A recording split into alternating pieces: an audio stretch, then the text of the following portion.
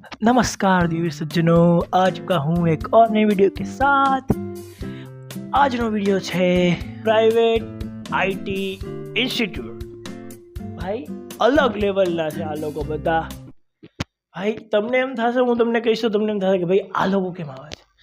એક તો ભાઈ આઈટીનું બહુ ખરાબ હાલ છે અત્યારે। હું પોતે એક આઈટી સ્ટુડન્ટ હતો ડિપ્લોમામાં, બટ હવે હું નથી। બટ બહુ હાલ ખરાબ છે કે ભાઈ માની લો કે કાલની જ વાત કરું તો ભાઈ અમે એક જગ્યાએ અમને કોલ આવેલો મેડમનો કે ભાઈ આમ છે તેમ છે ફલાણું છે, તો ભાઈ તમે આવશો કે નહીં આવો। ભાઈ મારો હરક પદુડો ફ્રેન્ડ કે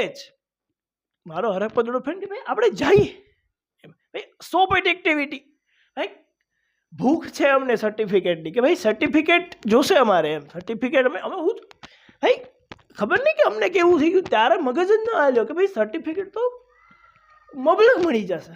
ભાઈ આ જવાની જરૂર નથી, ભાઈ 10 કિલોમીટર દૂર હતું એ, તો પણ અમે કે ભાઈ નહીં જઈએ આપણે, કાંઈ વાંધો નહીં એમ। અને અમે ગયા। ભાઈ બહુ ઇન્ટરેસ્ટિંગ વસ્તુ છે, અમે ગયા, એ હરકપદુડા ફ્રેન્ડે 8 જણા બીજાને કીધા કે ભાઈ હાલ, તમે હાલો, તો અમે બધા વયા ગયા।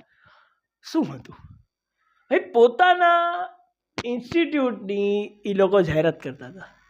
બાર એમ કે ભાઈ અમે તમને કંઈક શીખડાવશું, પણ ના, અમે તમને શીખડાવશું, અમે તમને અમારા જાલમાં ફસાવશું કે ભાઈ તમે આવો, અમારી ભેગા કામ કરો। અને ભાઈ કાંઈ નથી હોતું આમાં।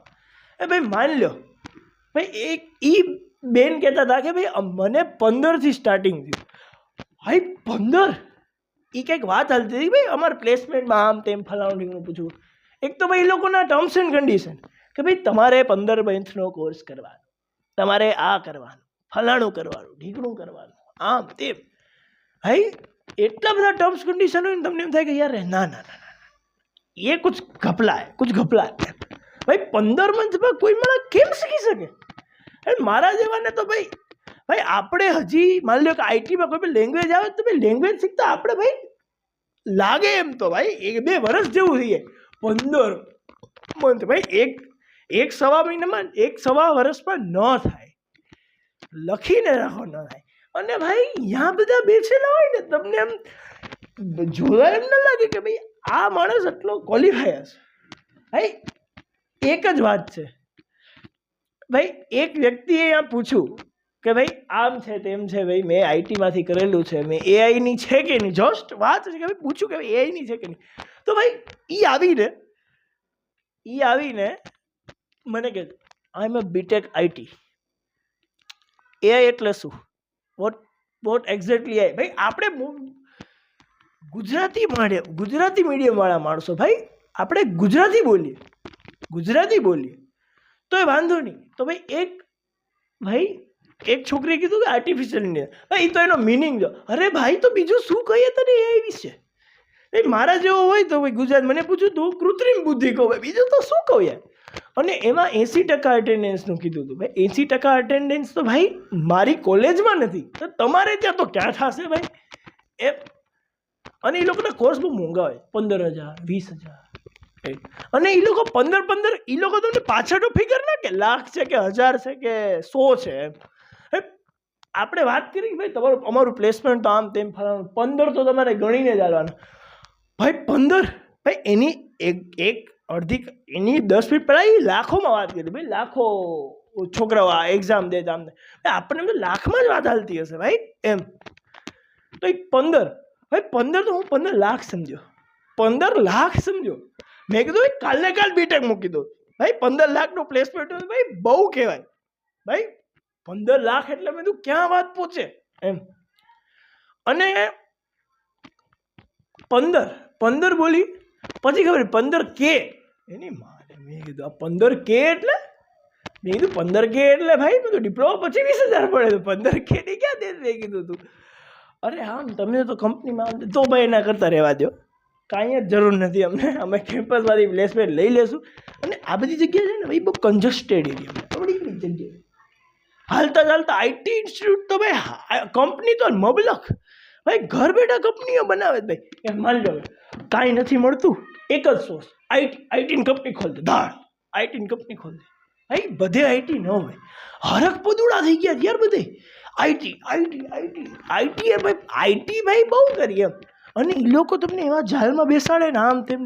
અને ભાઈ મેં તો એક ઓલું જે કર્યું છે કે ભાઈ કે કોઈ પણ ફોન કરે ને તમને આઈટી ઇન્સ્ટિટ્યૂટ કે કોઈ પણ કે ભાઈ આમ કરીએ તેમ કરીએ, એ લોકો એવું મીઠું મીઠું મધ જેવું બોલે ને તમે એમ થાય પીગળી જ જાઓ. તમે આમ પાણી થઈ જાઓ. તમારે વખાણ કરી રાખે, તમે તો બહુ હોશિયાર સ્ટુડન્ટ છો, તમને તો બેઝિક્સ આવડે છે, તમને તો આમ બેઝિક બહુ પાવરફુલ, મેથ્સ પાવરફુલ છે, આમ તેમ ને ફલાણું, તમે તો ચાલશો ને આમ તેમ.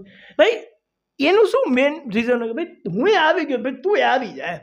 કંઈ ચેન સિસ્ટમ હોય કે ભાઈ માની લો કે હું ફસાણો તો હું મારા મિત્રને કે ભાઈ તું આવ, બીજા બેને ગોત, હું તને 50% હું તને 2% કમિશન આપીશ, આમાંથી 50,000 તારા, આમ તેમ. ભાઈ એવું બધું હાલતું હોય. અને જો માની લ્યો ભાઈ કે અહીંયા ભાઈ મેં તો મારા ઉપર વીત્યું છે ભાઈ. એક કંપનીમાં હું ગયો હતો ભાઈ જસ્ટ પૂછવા કે ભાઈ શું છે ઇન્ટર્નશીપ બહુ મોંઘી.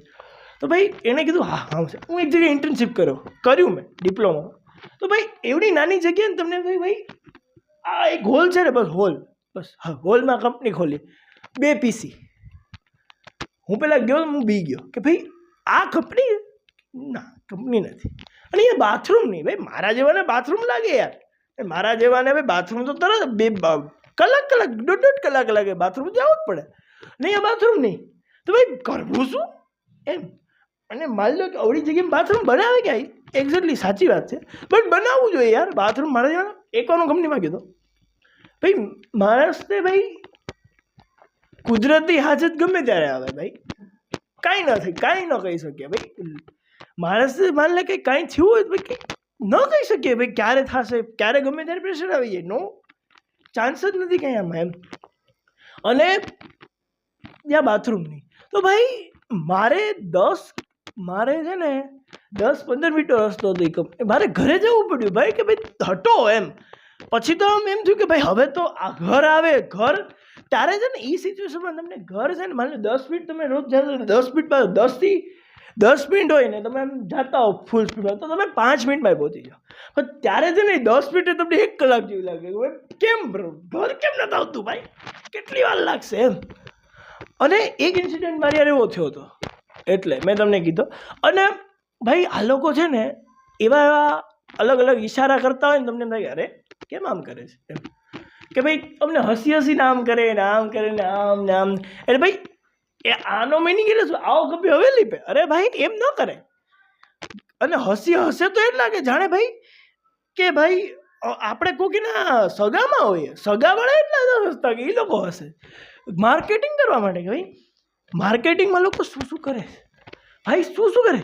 તમને એમ થાય કે ભાઈ પોતાના હોલ્ડિંગો લગાડે, પોતાના પેમ્પલેટો છાપે અને નવી ગતકડા કરે એવી કે ભાઈ કોક માણાને ઊભો રાખી દે કે ભાઈ હાલો કામ બોર્ડ લઈને ઊભો હોય બિચારો કે આઈટી ઇન્સ્ટિટ્યૂટ તમારા ક્ષેત્રનું સૌથી સર્વશ્રેષ્ઠ આઈટી ઇન્સ્ટિટ્યૂટ. અરે ભાઈ આ સર્વશ્રેષ્ઠ આઈટી ઇન્સ્ટિટ્યૂટ ભાઈ તું કેમ રોડ ઉપર ઊભો બોર્ડ લઈને ઊભો કે ભાઈ હાલો તમે આવી જાઓ ભાઈ, એમ મંગાવવા ન પડે છોકરાઓને.